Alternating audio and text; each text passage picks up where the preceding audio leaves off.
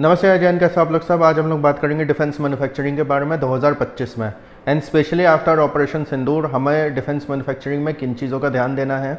इसके अलावा defence exports हमारे पहले कितने थे, अब कितने हैं, एंड इसको हम कैसे ज़्यादा से ज़्यादा बढ़ा सकते हैं, इंडियन इकोनॉमी के लिए एक ग्रोथ ड्राइवर बना सकते हैं।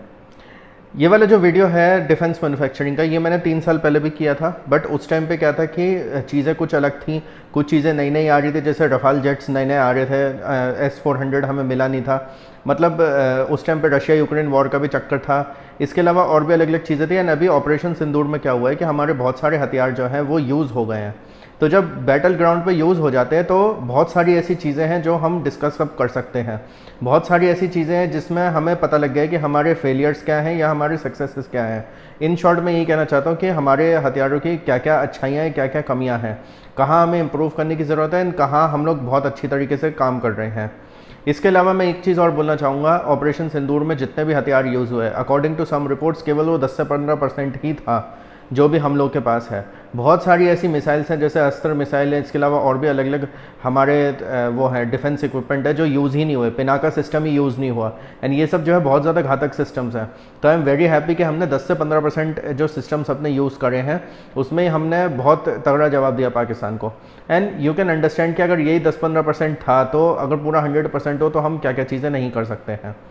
खैर, अब आते हैं डिफेंस मैन्युफैक्चरिंग के ऊपर। अब देखिए 2025 में सिचुएशन अब ऐसी हो गई कि हमें बहुत सारी चीज़ों का ध्यान रखना है, इसलिए मैं पॉइंट वाइज चलूँगा कि डिफेंस मैन्युफैक्चरिंग में हमें किन किन चीज़ों का ध्यान रखना होगा। इसमें सबसे पहला पॉइंट होगा डिफेंस स्टार्टअप्स। देखिए, अगर आप एक ऐसे इंसान हो जिसको कोई नई कंपनी स्टार्ट करनी है, specially in the field of manufacturing, तो आप डिफेंस मैन्युफैक्चरिंग की तरफ आप जा सकते हो। हाँ, ये बात ज़रूर है कि आपकी अपनी एक्सपर्टीज़ भी डिपेंड करती है। अब मैं ये तो नहीं कह सकता कि आपकी मान लीजिए टेक्सटाइल में एक्सपर्टीज़ है तो आप ड्रोन बनाने की कंपनी स्टार्ट कर दो, तो वो चीज़ मैं बिल्कुल समझता हूँ। बट आप ये कोशिश कर सकते हो कि जैसे आप अगर टेक्सटाइल्स में हो तो आप ये कर सकते हो कि जैसे आर्मी यूनिफॉर्म्स हो गई या फिर जो आर्मी से रिलेटेड जो अलग अलग गियर्स हो गए, उनकी मैन्युफैक्चरिंग आप कर सकते हो। जहाँ तक बात है स्टार्टअप्स की, तो स्टार्टअप्स में बहुत सारी अपॉर्चुनिटीज़ हैं। देखिए, एक जो डिफेंस इक्विपमेंट होता है ना, उसमें बहुत सारे पार्ट्स होते हैं। उसमें इंजन होता है, उसमें रोटर होता है, उसमें मतलब ब्लेड्स होते हैं, बहुत सारी अलग अलग चीज़ें होती हैं, बैटरीज होती हैं, फिर एक्सप्लोसिव होते हैं, मिसाइल सिस्टम्स होते हैं, वायरिंग होती है, चिप्स होती है, बहुत सारी ऐसी ऐसी चीज़ें होती हैं डिफेंस में जो कि हम लोग जिसका स्टार्टअप हम शुरू कर सकते हैं। अब इंडिया में आज की डेट में ड्रोन के इतने सारे स्टार्टअप्स हैं कि अंदर खाने में आपको बताऊं, इंडिया का ड्रोन इकोसिस्टम बहुत ज़्यादा बढ़िया हो चुका है। अब ये ऐसा नहीं कि ड्रोन इकोसिस्टम इसलिए बढ़िया हो गया क्योंकि ऑपरेशन सिंदूर में हमने देखा इतने सारे ड्रोन्स चले, बात केवल वो नहीं है। बट आप अगर देखो, बहुत सारी ऐसी छोटी बड़ी कंपनीज खुल चुकी हैं जो अलग अलग तरीके के ड्रोन्स बना रही हैं। एंड हाँ, मैं उन ड्रोन्स की बात नहीं कर रहा हूँ जो शादियों में यूज़ होते हैं, शादियों वाले ड्रोन्स अलग होते हैं, मैं डिफेंस वाले ड्रोन्स की ही बात कर रहा हूँ। जैसे हमारे जो देश का डिफेंस एक्सपोर्ट है उसमें बुलेट प्रूफ जैकेट्स भी आती हैं, उसमें अलग अलग तरीके की बुलेट्स भी आती हैं, गोलियां भी आती हैं, गन्स भी आती हैं, राइफल्स भी आती हैं। ऐसा नहीं है कि केवल तेजस एयरक्राफ्ट हो गया, ब्रह्मोस हो गया, या फिर आपका जो पिनाका सिस्टम हो गया, या जो स्वाति रेडार हो गया, आकाश मिसाइल सिस्टम हो गया, केवल वही आता है। इसके अलावा और छोटे बड़े जितने पुर्जे हैं वो सारी चीज़ें आती हैं। अब जैसे मैं आपको एक छोटा सा एग्जांपल देता हूँ, यूक्रेन से जो है इंडियन रेलवेज़ के पहिए आते हैं। अब ये ऑब्वियसली बात है, जब से वॉर हुई है उसके बाद से कम हो गया, अब तो इंडिया में ही ज़्यादा सोर्स किया जा रहा है, इंडिया की स्टील कंपनीज उसको बना रही है। बट यूक्रेन क्या करता था, वो वंदे भारत एक्सप्रेस वगैरह में या जो भी नई ट्रेन बन रहे हैं उनके व्हील्स वगैरह सप्लाई करता था। ये एक यूक्रेन की कंपनी थी जो व्हील्स वगैरह सप्लाई करती थी। तो ऐसे बहुत सारी चीज़ें हो सकती हैं। आप ये कर सकते हो कि मैं लैंडिंग गियर बनाऊँगा तेजस का, या मैं मतलब अलग अलग तरीके के सिस्टम्स बनाऊँगा। एक फाइटर एयरक्राफ्ट में ही इतने सारे इक्विपमेंट्स होते हैं, बहुत सारी ऐसी अपॉर्चुनिटीज़ है जो आप लोग कर सकते हो। तो डिफेंस स्टार्टअप्स पे ध्यान दो। देखिए, इस वीडियो को बनाने का मोटिव ये तो था ही कि ऑपरेशन सिंदूर के बाद डिफेंस मैन्युफैक्चरिंग हमें कैसे करनी चाहिए। बट एक ये भी बात है कि मैंने एक चीज़ देखी है, दुनिया जो है ना defence manufacturing, defence export and oil पे सबसे ज़्यादा चलती है। हालांकि अब डेटा भी बहुत आगे बढ़ रहा है, सेमीकंडक्टर चिप्स भी और भी चीज़ें हैं, बट डिफेंस एक ऐसी चीज़ है। आप देखिए, यूएस इकोनॉमी पूरी डिफेंस पे बेस्ड है, डिफेंस मैन्युफैक्चरिंग हो गई। इसके अलावा ऑयल पे बहुत सारी इकोनॉमीज बेस्ड है। चाइना है, चाइना में तो हर तरीके की मैन्युफैक्चरिंग होती है। तो अलग अलग तरीके के आपको ऑप्शंस वगैरह मिलेंगे। तो इसलिए डिफेंस स्टार्टअप्स आप जितना हो सके करो। एंड अगर आप नहीं कर सकते, अगर आपको स्टार्टअप नहीं करना है, तो हो सके तो डिफेंस की किसी कंपनी में काम करो, वो और एक अच्छा चीज़ होगी। क्योंकि क्या है, देखिए, हर कोई इंसान उस पर कॉन्ट्रीब्यूट नहीं कर सकता है। अब मैं जो है, अगर मैं अपनी बात करूँ, मैं शेयर मार्केट का इंसान हूँ एंड मैं यूट्यूब चैनल चलाता हूँ। अब इसमें क्या है, मैं डिफेंस को डायरेक्टली कंट्रीब्यूट नहीं कर रहा, बट हाँ ये सब वीडियोस बना के मैं इनडायरेक्टली ज़रूर मैं कंट्रीब्यूट कर रहा हूँ। मैं जब शेयर मार्केट में HAL का, BDL का, BEL का, इन सब के शेयर्स वगैरह खरीदता हूँ तो मैं उनकी सब चीज़ें पढ़ता हूँ, क्या बैलेंस शीट है, क्या है क्या नहीं है, वो सारी चीज़ें, तो भी एक तरीके का मेरा कंट्रीब्यूशन है कि मैं डिफेंस इंडस्ट्री को कैसे बढ़ाऊँ इंडिया की। तो इसलिए आपको अपने लेवल पे अपने हिसाब से कंट्रीब्यूशन देना है। सेकंड पॉइंट होगा सपोर्ट ऑल बिग कंपनीज। अब देखिए क्या है, बहुत सारी ऐसी बड़ी बड़ी कंपनीज हैं, जैसे HAL हो गई, BDL हो गई, BEL हो गई, या अदानी डिफेंस हो गई, या फिर टाटा की डिफेंस विंग हो गई, या फिर जैसे टाटा एंड एयरबस मिलके जो है एयरक्राफ्ट्स वगैरह बना रहे हैं गुजरात में। ऐसे बहुत सारे जॉइंट वेंचर्स हैं, बहुत सारी ऐसी बड़ी बड़ी कंपनीज हैं। इन सबको आप जितना सपोर्ट कर सकते हो उतना करो, क्योंकि देखिए क्या है, सपोर्ट केवल ये नहीं होता कि आप वहाँ पे जाके काम करो, सपोर्ट ये भी होता है कि आप पब्लिकली उन कंपनीज़ के बारे में क्या बात कर रहे हो, क्या नहीं कर रहे हो। अब आप एक तरफ तो कह रहे हो कि इंडिया की डिफेंस इंडस्ट्री बढ़नी चाहिए, दूसरी तरफ आप कह रहे हो कि अडानी डिफेंस को या टाटा को कॉन्ट्रैक्ट्स मत दो, वो क्रोनी कैपिटलिज्म है कि टाटा की सरकार हो जाएगी, अडानी की सरकार हो जाएगी एंड ऑल दैट। तो वो क्या है, वो एक तरीके से आप उसको सपोर्ट नहीं कर रहे हो, आप उसको लात मार रहे हो। तो आपको ऐसे नहीं करना है। ये जो एक सोच है ना, ये बिल्कुल हटा दो, क्योंकि जो पूरी दुनिया है ना, वो पूरी दुनिया कैपिटलिस्ट है। चाइना कितना ही बोले कि हम कम्युनिस्ट हैं, ये है वो है, वो अंदर खाने कैपिटलिस्ट है। US भी कैपिटलिस्ट है, एंड कैपिटलिस्ट का मतलब होता है पैसा, पैसे से दुनिया चलती है। तो चाहे कोई भी कंपनी हो, आपको उसको सपोर्ट करना है। 2014 के गवर्नमेंट के फिगर्स हैं कि हमारे डिफेंस एक्सपोर्ट्स जो हैं 600 करोड़ थे, एंड रिसेंटली अभी जो फिगर्स आए हैं वो आए हैं ऑलमोस्ट 22,000 से लेकर 24,000 करोड़ तक, मतलब ऑलमोस्ट 35 to 40x हम लोग बढ़ चुके हैं when it comes to defence exports. तो आप सोच सकते हो कि कितनी बड़ी अपॉर्चुनिटी है। एंड मैं आपको एक चीज़ और बताऊं, डिफेंस के जो इक्विपमेंट्स होते हैं ना, वो ऐसे ऐसे होते हैं कि एक में मैन्युफैक्चरिंग में और उन सब में बहुत सारी जॉब्स क्रिएट होती हैं। एंड जो एक फाइटर एयरक्राफ्ट होता है, या फिर कोई शिप होती है, या कोई एयरक्राफ्ट कैरियर होता है, इनकी मैन्युफैक्चरिंग में तो बहुत सारी नौकरियां जनरेट होती हैं, बहुत एम्प्लॉयमेंट जनरेशन होता है। तो इनमें तो आपको ज़रूर ध्यान देना चाहिए। जब आप देखने जाओगे कि इन सब चीज़ों में कितने पार्ट्स लगते हैं, क्या है क्या नहीं है, तो आपको पता लगेगा कि कितनी सारी कंपनीज इन्वॉल्व होती हैं, कितने सारे सप्लायर्स होते हैं, कितने सारे वो होते हैं OEMs होते हैं, कितनी बड़ी एक सप्लाई चेन होती है इनकी।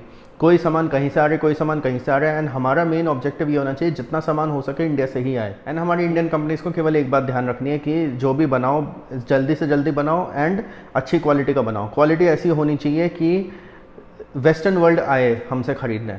अब देखिए फिलीपींस से हमें ऑर्डर आया ब्रह्मोस का, अभी वियतनाम से ऑर्डर आ रहा है आकाश मिसाइल सिस्टम का आफ्टर ऑपरेशन सिंदूर।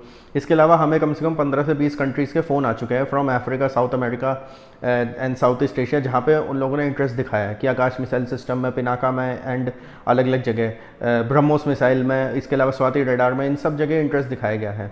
इसके अलावा अर्मेनिया, आपको पता ही है, अर्मेनिया का ऑलमोस्ट 80% जो वेपन्स है वो सारे इंडियन हैं। तो अर्मेनिया को भी हम अच्छे खासे वेपन्स वगैरह देते हैं। एंड आई गेस यही रीज़न है जिस वजह से अजरबैजान ने जो है पाकिस्तान को सपोर्ट करा, बट वो कोई ऐसी बात नहीं, वो तो चलो जियोपॉलिटिक्स वाली बात है। हम भी अजरबैजान को बॉयकॉट करेंगे उसी हिसाब से। थर्ड पॉइंट होगा मेक फॉर इंडिया। अब देखिए क्या है, मेड इन इंडिया हम लोगों ने बहुत चीज़ें सुनी हैं, बट मेक फॉर इंडिया भी एक ऐसी चीज़ है जो हमें करने की बहुत ज़्यादा ज़रूरत है। एंड बहुत सारी ऐसी चीज़ें हैं जिसमें मेक फॉर इंडिया करना पहले ज़रूरी है रादर देन एक्सपोर्ट के। अब जैसे देखिए कावेरी इंजन है, बहुत टाइम से, बहुत सालों से कोशिश हो रही है कि जेट इंजन टेक्नोलॉजी इंडिया में बन जाए, बट अनफॉर्चुनेटली उसमें तेज़ी से काम नहीं हो पा रहा है। आई नो कि ये सब टेक्नोलॉजीज़ पूरा मतलब ग्राउंड पे आने में टाइम लेती हैं, टेस्टिंग होगी, सब बहुत सारी चीज़ें होती हैं। एंड अब ये भी सुनने में आ रहा है कि कावेरी सिस्टम जो है काफ़ी एडवांस स्टेज पे भी पहुंच चुका है, तो हो सकता है अगले कुछ सालों में हमें इंडिया का पहला जेट इंजन भी मिल जाए। तो जब तक वो नहीं मिलता, जेट इंजन तो देखिए बहुत बड़ी चीज़ हो गई, बट इसके अलावा जो और छोटी छोटी चीज़ें हैं उन सब में हमें कोशिश करनी चाहिए कि पहले हम इंडियन आर्मी के लिए, इंडियन आर्म्ड फोर्सेस के लिए बनाएं। अब जैसे एयरक्राफ्ट कैरियर है, अब हमने इंडिया में ही बनाना स्टार्ट किया है। आई नो कि एयरक्राफ्ट कैरियर जो है, फाइटर जेट्स हो गए, ये सब बहुत टाइम लेते हैं, बट जो छोटी छोटी चीज़ें हैं वो सब इंडिया में जितनी बने उतना ज़्यादा अच्छा है। अब जैसे ऑपरेशन सिंदूर खत्म हुआ 10 तारीख को, 11 तारीख को इनॉग्रेशन हुआ ब्रह्मोस की फैक्ट्री का लखनऊ में। अब ये जो लखनऊ में इनॉग्रेशन हुआ, ये इस वजह से हुआ क्योंकि डिफेंस के 2 कॉरिडोर बनने, एक तमिलनाडु में एंड एक यूपी में। तो यूपी में जो 6 शहर है उसमें लखनऊ है, कानपुर है, चित्रकूट है, आगरा है, अलीगढ़ है एंड झांसी है। अब इन सारे शहरों में कुछ ना कुछ डिफेंस का काम होगा, डिफेंस मैन्युफैक्चरिंग होगी, सब कुछ होगा। तो लखनऊ में अभी जो ब्रह्मोस की फैसिलिटी खुली है, उससे हम लोग को काफ़ी ज़्यादा मदद मिलेगी और ज़्यादा एक्सपोर्ट करने में। अभी हमने फिलीपींस को एक्सपोर्ट करा है, इंडोनेशिया से अभी ऑर्डर्स आने की उम्मीद है, इसके अलावा और अफ्रीकन कंट्रीज़ हैं जिनको ऑर्डर्स वगैरह चाहिए। तो हम लोग को ये कोशिश करनी चाहिए कि जितना हो सके इनकी मैन्युफैक्चरिंग बढ़े। अभी HAL की भी एक हेलीकॉप्टर फैसिलिटी खुली थी पिछले साल कर्नाटक। तो देखिए जो सारी चीज़ें ना, ये सब मिलके एक इकोसिस्टम बना देंगे।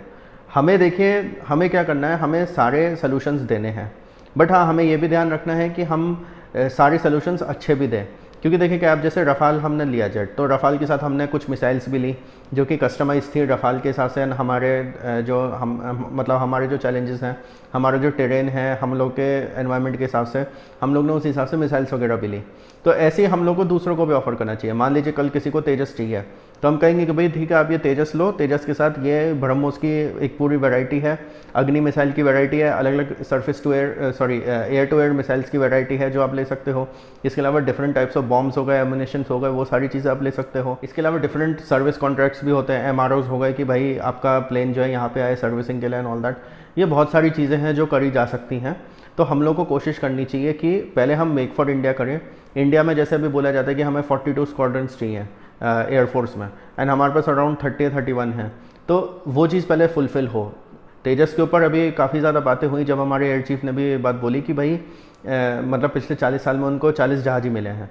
तो HAL ने भी अब कहा है कि हम काम तेज़ी से करेंगे, सब कुछ है। तो ऐसे ही जो है, और मिसाइल्स हो गई, ड्रोन्स में आप देखिए पिछले 4-5 साल में ड्रोन्स में एकदम बहुत ज़्यादा अच्छा काम हुआ। जैसे हम लोग को काफ़ी ज़्यादा एक अच्छी सुपरियॉरिटी मिल गई when it comes to drone attack and everything, and drones ने अपना काम भी करके दिखाया अभी ऑपरेशन सिंदूर के दौरान। तो इसलिए कोशिश करनी चाहिए हमें, पहले हम मेक फॉर इंडिया करें, पहले हम अपनी इंडियन आर्म्ड फोर्सेस को इतना ज़्यादा स्ट्रॉन्ग कर दें कि कोई भी कुछ भी ना बोल पाए, चाहे चाइना हो, चाहे पाकिस्तान हो, चाहे कोई भी देश हो, चाहे कुछ भी हो। मतलब एक वो कहते हैं ना कि एक बहुत ज़्यादा स्ट्रॉन्ग आर्मी हो जाए। एंड देखिए, इस बात का मतलब ये नहीं है कि हम केवल इंडिया पे ही पहले ध्यान दें, एक्सपोर्ट हम बाद में करेंगे। देखिए, दोनों चीज़ें ना साइड बाय साइड चलती हैं। आप इंपोर्ट भी करते हो, आप एक्सपोर्ट भी करते हो, दोनों चीज़ें आपको करनी ज़रूरी होती है। क्योंकि देखिए, करंट अकाउंट डेफिसिट हो गया या ये सारी चीज़ें हो गई, इकोनॉमिक्स हो गई, वो सारी चीज़ें भी अपनी जगह हो। तो मेक फॉर इंडिया तो हमें करना ही चाहिए। इसके अलावा जो एक्सपोर्ट्स है उस पर भी हमें ध्यान देना चाहिए।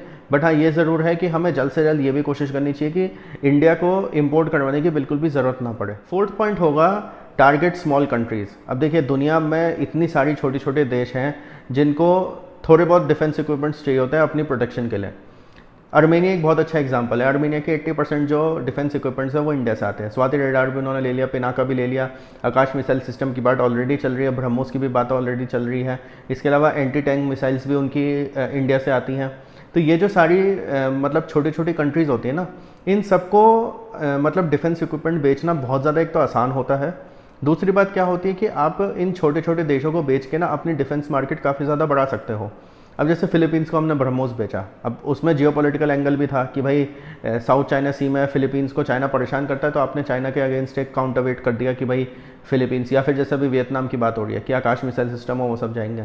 वियतनाम हो गया, इंडोनेशिया हो गया, क्योंकि ये सब जो देश हैं ये भी चाइना से परेशान है। तो कहीं ना कहीं देखा जाए तो जियोपॉलिटिकली भी वो चीज़ एक अच्छी है। इसके अलावा जो छोटे छोटे देश हैं, अफ्रीका के हो गए, साउथ अमेरिका के हो गए, या for that matter central Asia के हो गए, फार ईस्ट एशिया के हो गए, इन सब जगह भी जो ये छोटे छोटे देश हैं ना, ये आपके अच्छे क्लाइंट्स बन सकते हैं।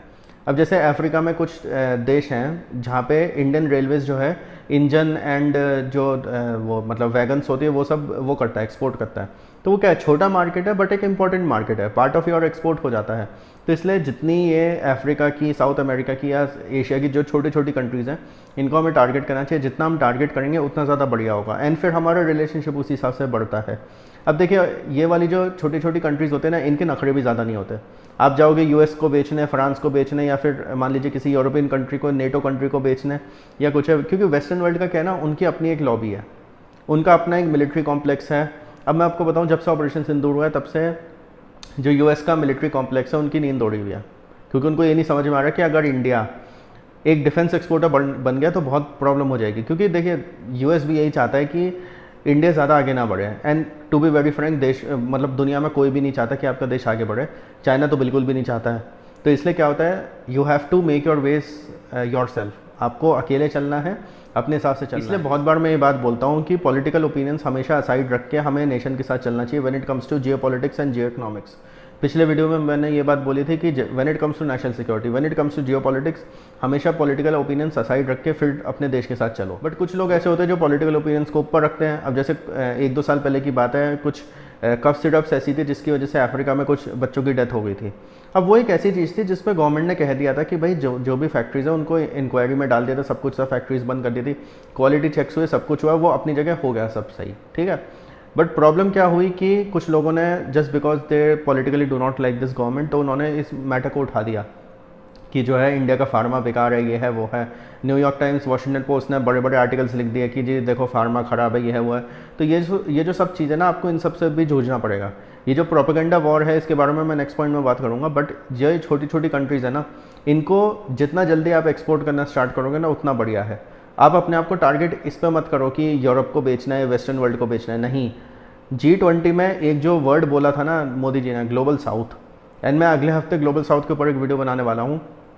ग्लोबल साउथ एक ऐसी चीज़ है जो अकेला, इट इज़, मतलब मैं क्या बोलूँ, अकेला ये एक ऐसी चीज़ है जो इंडियन इकोनॉमी को चाइना से नहीं, इवन यूएस से भी आगे निकाल सकता है।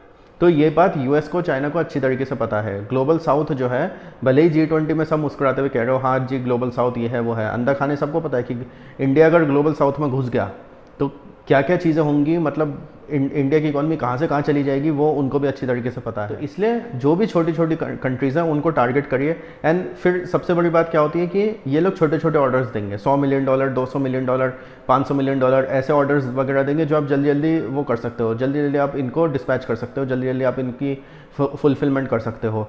तो ये भी एक बहुत बड़ा एडवांटेज होगा। एंड जितने आप छोटे छोटे देशों को बनाओगे, उतनी आपकी एक वो कहते हैं ना, एक आपकी डिप्लोमेसी भी बढ़ती है उसके साथ ही। अब देखिए, वैसे तो एक्सपोर्ट आप बहुत अलग अलग चीज़ें भी कर सकते हो, टेक्सटाइल्स भी सब कुछ है, बट इस वीडियो में हम केवल डिफेंस एक्सपोर्ट्स की बात कर रहे हैं, तो मैं उन्हीं की बात करूँगा। एंड नेक्स्ट वीक जो मैं वीडियो लेके आऊँगा ग्लोबल साउथ के ऊपर, उसमें मैं अलग अलग इंडस्ट्रीज़ के बारे में बात करूँगा। उसमें हम टेक्सटाइल्स की भी बात करेंगे, टॉयज़ की भी बात करेंगे, defence, data equipment, electronics, semiconductor, इन सब की हम लोग बात करेंगे। नेक्स्ट पॉइंट आता है बिवेयर ऑफ प्रोपेगेंडास। अब देखिए, मैं आपको एक चीज़ बिल्कुल क्लियर आउट बता दूँ, आफ्टर 10 मई बहुत प्रोपेगेंडा होगा, बहुत ज़्यादा प्रोपेगेंडा होगा। ग्लोबल टाइम्स हो, न्यूयॉर्क टाइम्स हो, वॉशिंगटन पोस्ट हो, ऑलरेडी हो रहा है और ज़्यादा होगा। एंड आपकी कंपनीज़ को लेफ्ट, राइट एंड सेंटर हर जगह से अटैक किया जाएगा। ऑपरेशन सिंदूर के टाइम पे इसराइल की एक इन्वेस्टिगेशन रिपोर्ट आई है, जो अनफॉर्चुनेटली इस ऑपरेशन सिंदूर की न्यूज़ में दब गई कहीं पे। उसमें बताया गया कि जो ये हिंडनबर्ग की रिपोर्ट आई थी, ये रिपोर्ट आई कुछ दिनों बाद जब अडानीज़ ने हाइफा का पोर्ट का कॉन्ट्रैक्ट जीता। एंड हाइफा का जो पोर्ट है वो जियोपॉलिटिकली बहुत ज़्यादा इंपॉर्टेंट एक चीज़ है। एंड वहाँ पर अगर अडानीज़ एक पोर्ट लगाते हैं तो वो इंडिया एंड इसराइल के फ्रेंडशिप के लिए, प्लस इंडिया एंड इसराइल की जियोपॉलिटिक्स के लिए बहुत ज़्यादा एक ज़रूरी चीज़ थी। इसलिए एक टारगेटेड अटैक किया गया था टुवर्ड्स अडानी ग्रुप। एंड ये चीज़ इसराइल की रिपोर्ट में बिल्कुल साफ आई है। तो कहीं ना कहीं देखिए, जो इकोनॉमिक हिट जॉब्स होते हैं ना, वो पूरी दुनिया में करे जाते हैं। जैसे मैंने तो पिछले कुछ सालों में बहुत सारे इकोनॉमिक हिट जॉब्स देखे हैं। जैसे सऊदी अरेबिया अगर कोई बात नहीं मान रहा है, मतलब मान लीजिए तेल को लेके, किसी भी चीज़ को लेके, तो यूएस का कोई एक थिंक टैंक जो है रिपोर्ट निकाल देता है कि जी सऊदी अरेबिया में डेमोक्रेसी कम है। या इंडिया कोई चीज़ नहीं मान रहा है तो कह देंगे कि जी इंडिया में डेमोक्रेसी कम है, माइनॉरिटी के साथ इश्यूज़ हो रहे हैं, ये है वो है। या फिर जैसे हैप्पीनेस इंडेक्स और ये सारी चीज़ें, ये उल्टे सीधे प्रोपेगेंडास चलते हैं। मतलब हैप्पीनेस इंडेक्स तो सबसे बड़ा जोक लगता है मेरे को, कि पाकिस्तानी, बांग्लादेशी, ये जो लोग हैं, या जो सीरिया, सोमालिया के जो लोग हैं, वो ज़्यादा खुश हैं इंडियन से। ये ऐसे ऐसे तरीके के जो वो निकालते हैं ना प्रोपेगेंडास, इन सब से हम लोग को सावधान रहने की बहुत ज़्यादा ज़रूरत है। एंड आप मानो या ना मानो, जब से गलवान वाला इशू हुआ है 2020 के बाद से, तब से डिफेंस को हम लोगों ने बहुत तेज़ी से आगे बढ़ाने की कोशिश करी है। इस गवर्नमेंट ने स्पीड बिल्कुल बढ़ा दिया है डिफेंस मैन्युफैक्चरिंग की। एंड मैं पिछले 5 सालों से देख रहा हूँ, इतने टारगेटेड अटैक्स होते हैं। तेजस में ये ख़राब है, तेजस में वो ख़राब है, ब्रह्मोस ये नहीं कर सकता, वो नहीं कर सकता, आकाश मिसाइल सिस्टम ऐसा है, वैसा है, ये है, वो है, बहुत सारी चीज़ें होती हैं। इनफैक्ट जो लोग वैसे प्रोपेगेंडा नहीं कर पाते, वो अलग तरीके का प्रोपेगेंडा करते हैं, वो ऑन ग्राउंड भी करते हैं। अब ऑन ग्राउंड कैसे होता है वो आप सुनो। दुनिया भर में बहुत सारी ऐसी एनजीओज़ हैं, बहुत सारी, क्या इनफैक्ट मेरे को तो लगता है 90% एनजीओज़ जो है प्रोपेगेंडा के लिए ही होती हैं। ये एनजीओज़ क्या करती हैं, इनको फंडिंग दी जाती है, यानी इनको कहा जाता है कि जो नई फैक्ट्री बन रही है वहाँ जाके प्रोटेस्ट करना स्टार्ट कर दो। जैसे आप लोग ने देखा होगा टाटा नैनो का प्रोटेस्ट हुआ था, वो भी एक पॉलिटिकल प्रोटेस्ट ही था। इसके अलावा और भी, जैसे अभी 2 साल पहले एप्पल की जो एक वो है फैसिलिटी है यहाँ बेंगलोर साइड में, वहाँ पर प्रोटेस्ट हुआ था, वो पूरा चाइनीज़ फंडेड था।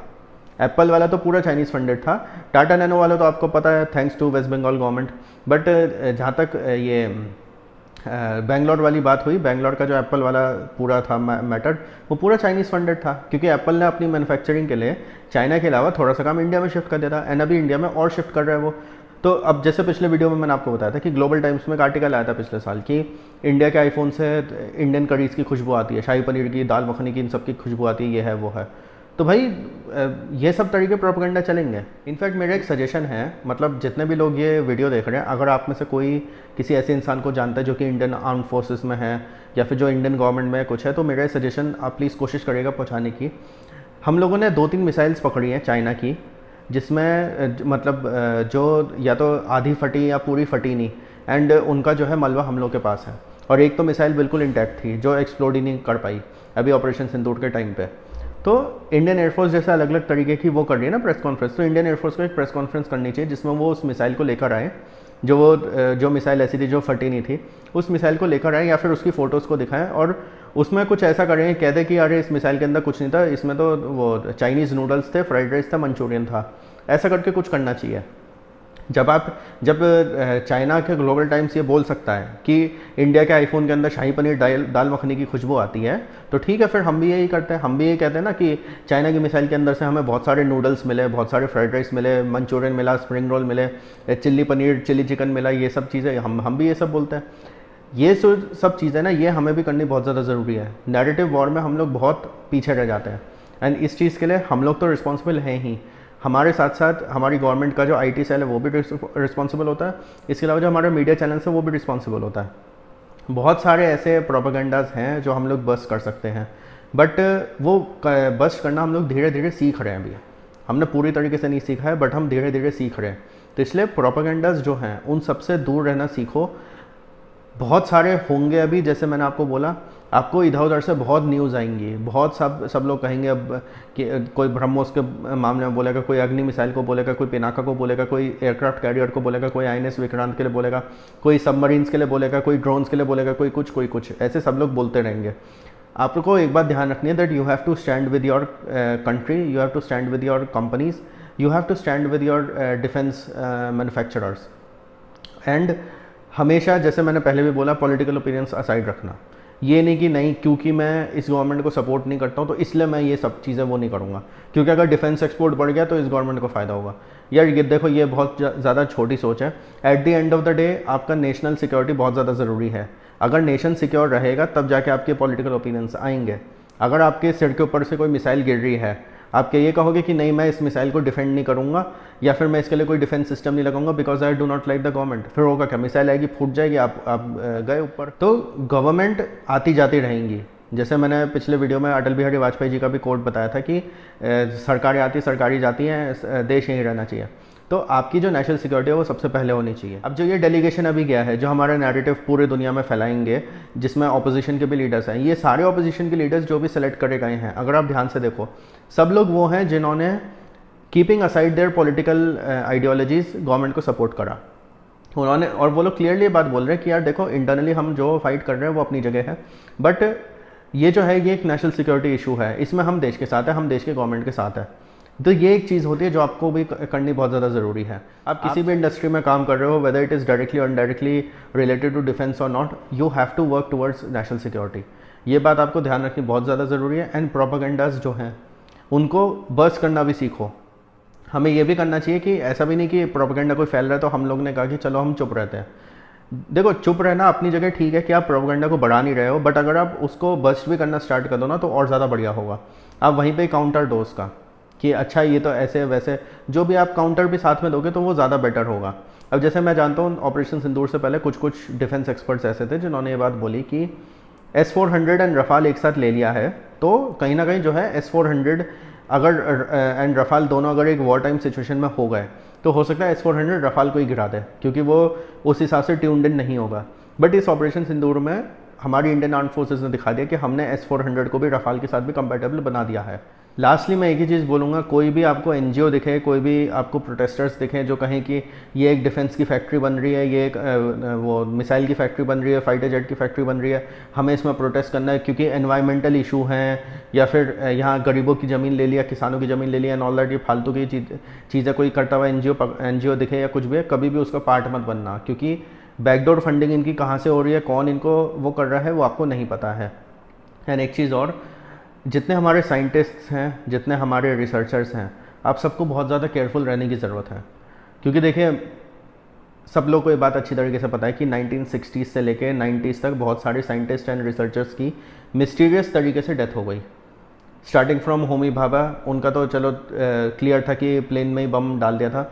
इसके अलावा बहुत सारे ऐसे ऐसे एग्जांपल्स हैं कि भाई मतलब ठीक ठाक थे, हार्ट अटैक आया, मर गए, बाद में पता लगा कि भाई फूड पॉइजनिंग करी गई थी जिससे हार्ट अटैक आ जाए, सब कुछ है, बहुत सारी चीज़ें हैं। तो साइंटिस्ट हो गए हमारे जितने रिसर्चर्स हो गए, उनको भी सेफ रहने की बहुत ज़्यादा ज़रूरत है, क्योंकि जो वेस्टर्न वर्ल्ड है ना, जो मतलब जैसे हम लोग ने सुना है CIA हो गया, KGB हो गया, जो भी है, ये लोग बहुत मतलब किसी भी एक्सटेंट तक जा सकते हैं आपकी ग्रोथ को रोकने के लिए। इनफैक्ट मैंने कुछ साल पहले एक चीज़ पढ़ी थी, मैं सोच रहा हूँ कि फ्यूचर में कभी उसके बारे में वीडियो लेकर आऊँ, कि कैसे वेस्टर्न वर्ल्ड ने जो ग्लोबल साउथ है, south America, Africa, Asia and जो भी छोटे छोटे देश हैं, इन सबको कैसे गरीब रखने में उन लोगों ने मतलब काम किया है।